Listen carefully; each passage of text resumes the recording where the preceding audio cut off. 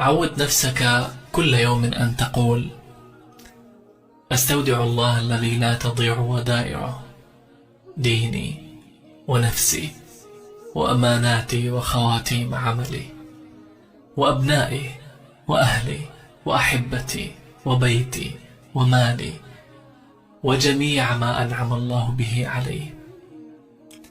اللهم جملني بقلب رحيم وعقل حكيم ونفس صبورة. يا رب اجعل بسمتي عادة وحديثي عبادة وحياتي سعادة وخاتمتي شهادة. آمين يا رب العالمين. يا رب يحفظنا ويحفظكم ويحفظ أبنائنا جميعا. بسم الله والصلاة والسلام على رسول الله. فيديو جديد إن شاء الله تكونوا بخير وصحة وسعادة. أنا الحمد لله بخير. الفيديو هذه التكملة متاع الروتين متاع الفيديو السابق قبل ما نمشي العزيزة، وبعد الركشة متاع الكسل متاع الصباح اللي صبحت عليها نهارتها. بعد قمت هكا نشط وتوكلت على ربي في الروتين متاعنا ذي في بيت النوم. كملت لميت من الحاجات اللي ننصحكم بها ديما الصباح وباش تنشطوا. ماذا بيكم ما تشدوش التليفون وتقعدوا تتفرجوا في حاجات، خاطر من حاجة لحاجة تلقى روحك الوقت فات وتعدى وانتي ما نشطش وما عملت حتى شيء. خليوا السوشيال ميديا والفيسبوك واليوتيوب خليوه بعد ما تكملوا تنشطوا مهامكم الكل. هكي كتبداو مرتاحين صي كملتوا اموركم كل وقت تنجم تشد التليفون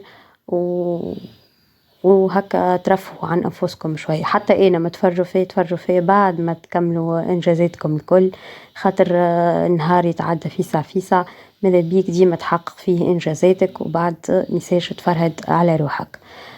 لهنا كما قلت لكم الصباح كان بارد. قعدت لي شو خليته الوقت بعد ما كملت خاطر بارده، وبيت النوم هذه باردة برشا الحق، خاطر الشباك متاع بيت النوم هذيا ما كان قبل تدخل لنا الشمس، لكن من بعد بناو الجيران الفوق ما عادش تدخل الشمس لبيت النوم، جست هكا برا يهويها.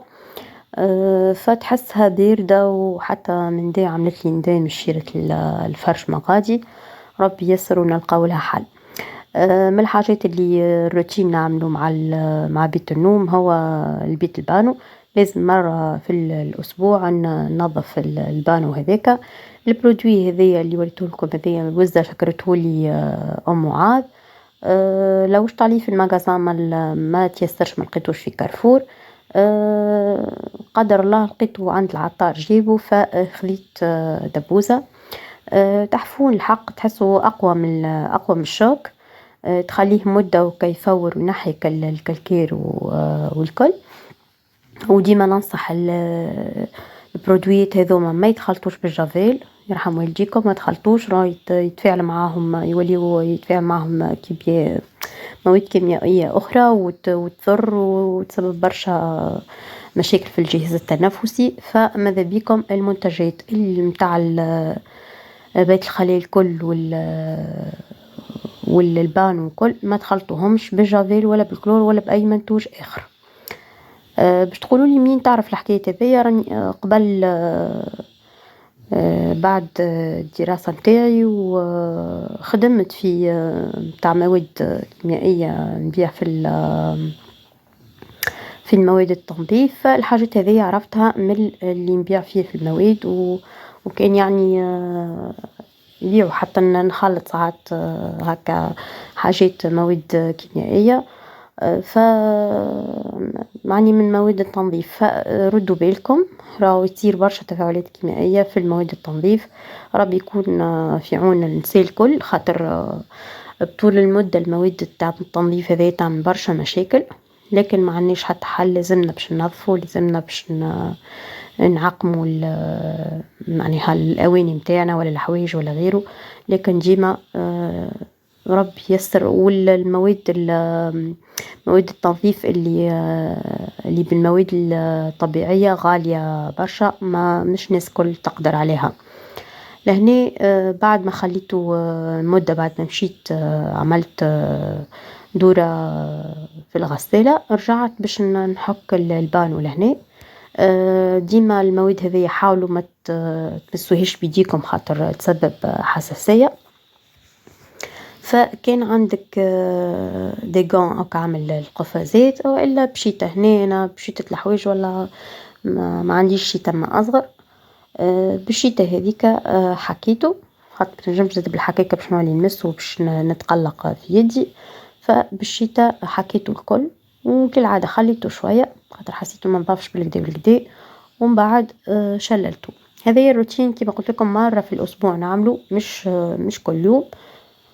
اللهم إذا معناها غسلت فيه حاجة يعني غسلت فيه كما المرة اللي فاتت غسلت فيه زرابي أول الأسبوع وليت غسلته بعد ما خرجنا منهم زرابي بعد ما غسلت الزرابي يعني قريب نكمل قعد كان باش نشلو كها ونثبت فماشي بقايع أخرين ما تنحاوش. هذه آخر حاجة عملتها في روتين الصبحية. ومن بعد كما شفتوا في فيديو اللي قبل مشيت خرجت العزيزة ومشيت قضيت لهنا بعد الفطور المحل أنا عندي فطور ما طيبتش نهارت عندي مرقة خضرة. فعملت كعبة كيك منها للعشوية ولا فطور الصباح ولا لمجة نقصوا هكا شوية من اللمجة الصناعية وفي نفس الوقت حاجة صحية. وطون في الفيديو الجاي إن شاء الله نعطيكم الوصفة نتاع الكيك هذية بالتفصيل إن شاء الله. كما قلت لكم عندي مشكلة في الانترنت ما نجمش نطول في وقت الفيديو هذيك علاش وليت نختصر وبانه كتغيير ان شاء الله يعجبكم لانه عام جديد كما تعرفوا ان شاء الله الناس كل غيروا حتى من المبخرة غيرتها العام هذيا تسمى بونافير. انا لقيته على الفيسبوك باج تبيع فيهم 3 قطعات ب15 دينار. الحق عجبتني هكا الاقتصادية الصوم ياسر تحفون. هي المبخرة وحدها تقريبا تسوى 15 دينار خاصة انها كريستال فالكريستال يخرج على كل شيء وخاصة دوري عجبتني فشريتها. معناها المبخرة والبونبونير هذيك صغرونة ومعها تبقى ب15 دينار كهو. تنجموا تلقاوها على الفيسبوك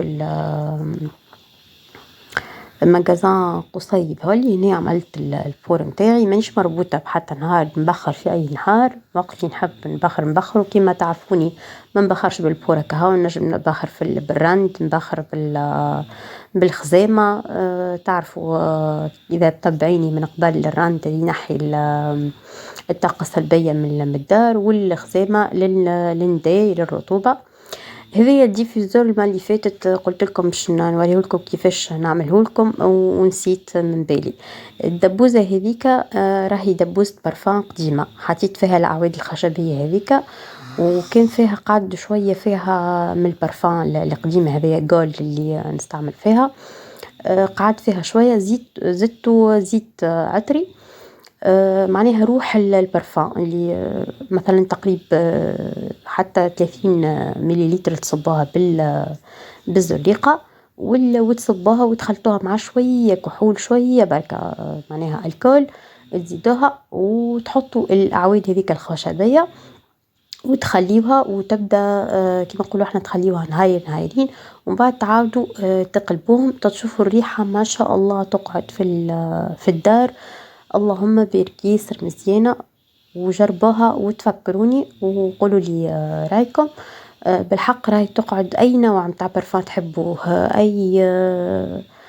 أي عطر تحبوا تحطوه تنجموا تمشيوا للعطور اللي يبيعوا في العطور تقول لهم روح العطر هذه اللي تحبوا عليه الراحة اللي تحبوا عليها وتعملوا منه وكا باش ما تقعدوش تشريوا الدبوزة هذيك تنجموا تستعملوا أي دبوزة هكا شكلها مزيان باش تعطي منظر حلو في الديكور متاع الصالة متاعكم ولا المكان اللي باش تحطوه فيها. معناها أي ريحة متاع عطر وإلا زيت عطري باش تقعد الريحة متاعو مدة أطول، وتزيدوها شوية كحول، وهكاك تحصلتوا على ديفوزور كيما تشوفوه. وانتو بعد ليكم الخيار اللي يحب البخور هكا يبخر. الحاجات هذه الكل عملتها معناها والصغار مش بحذايا، خاطر إذا هما موجودين لا عاد لا فما لا ديكور لا حتى شيء. هذيا من بعد لازمني نخبيهم لأنه كان باش يقعدوا طاي يكسروهم لي، واللي عنده صغار يعرف الحكاية هذيا حطيتهم لهنا. وكيما نقولوا ربي يستر، خاطر ما تنجمش كي يبدا عندك صغار انك تعمل ديكور كبير، خاصة كي يبداو حاجات يتكسروا. لهنا كملت روتيني على الاخر. هذيا عروستنا سميناها هذيا زيتونة. هنا بزعت لي كيما قلت لكم ديما فما مفاجآت، بزعت لي العصير في اخر لحظة مريومة. وهذيا عروستهم هذيا سميناها زيتونة. لهني كيما تشوفوا وصلنا لاخر الفيديو، مقرب باش نعمل بيتزا ان شاء الله وربي ييسر. حضرت اللي نستحقه وان شاء الله كيما نقولوا نعملوا بيتزا، واذا عملت اكيد تون نوريه لكم. لهني نوصلوا لاخر الفيديو، ان شاء الله عجبكم. ما تنسيوش الاشتراك في القناه وتفعيل الجرس، وخليكم على خير في امان الله وبسلامه.